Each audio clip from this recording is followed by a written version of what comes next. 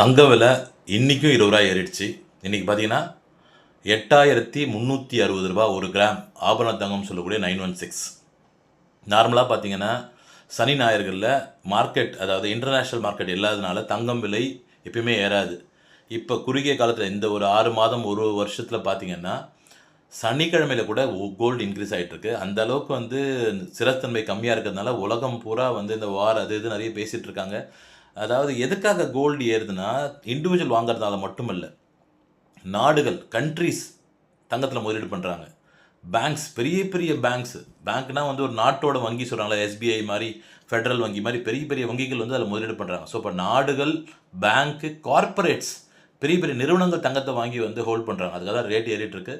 தங்கத்தில் இன்வெஸ்ட் பண்ணணும், தங்கத்தை பற்றி ஃபர்தராக தெரிஞ்சுக்கணும், என் சேனலை விசிட் பண்ணி பாருங்கள். அதில் நிறைய இன்வெஸ்ட்மெண்ட் ஸ்ட்ராட்டஜிஸ், பர்ச்சேஸ் ஸ்கீம்லாம் போட்டிருக்கேன் நான். பயனுள்ளதாக அமையும். பிடிச்சிருந்தா சப்ஸ்கிரைப் பண்ணுங்கள், லைக் பண்ணுங்கள், மற்றவங்க